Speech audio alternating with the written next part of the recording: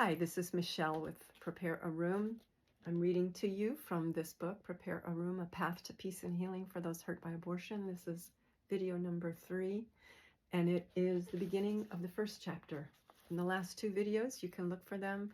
We divided the preface or introduction, which was called An Open Door, into 2 separate videos.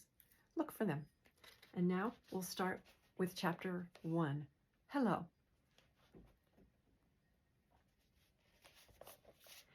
The quotes at the beginning of each chapter are taken from Hannah Hurnard's Hind's Feet in High Places, an allegorical story in which a character named Much Afraid goes on a long journey of transformation from the valley of humiliation to the high places where she receives a new name and a new life.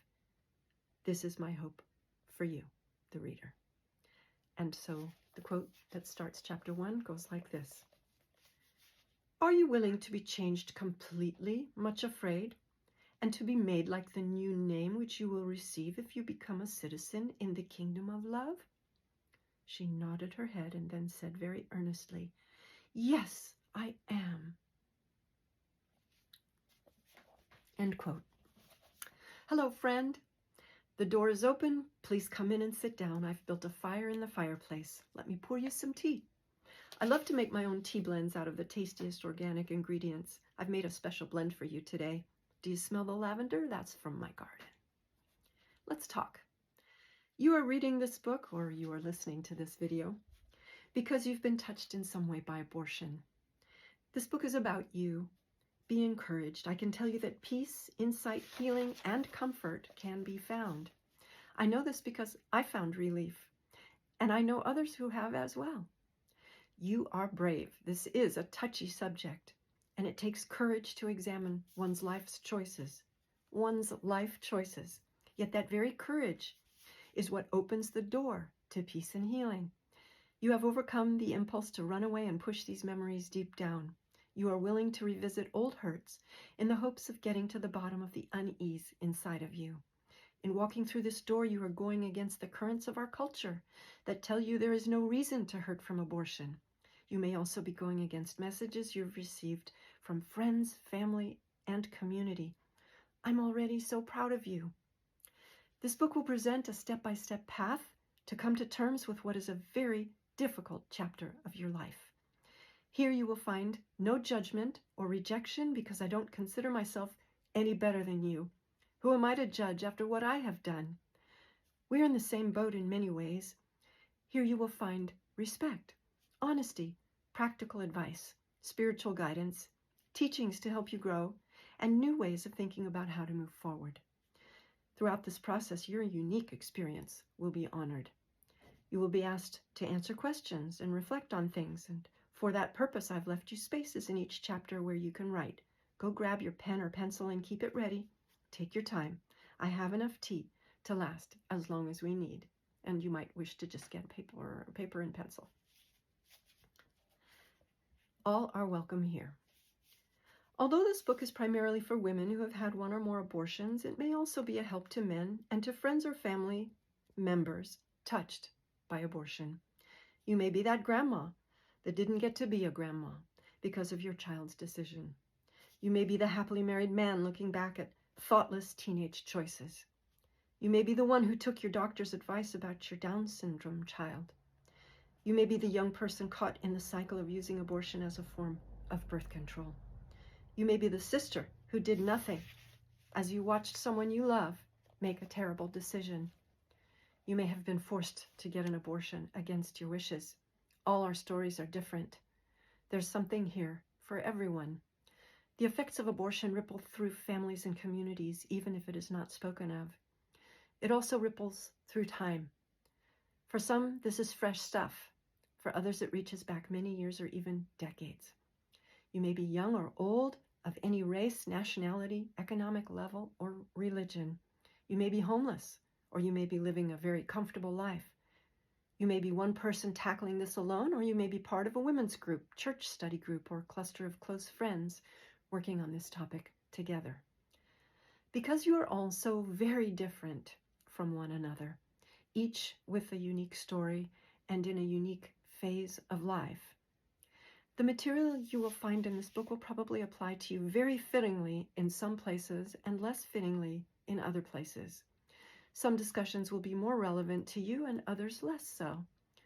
That is to be expected when dealing with a topic that touches such a broad range of circumstances.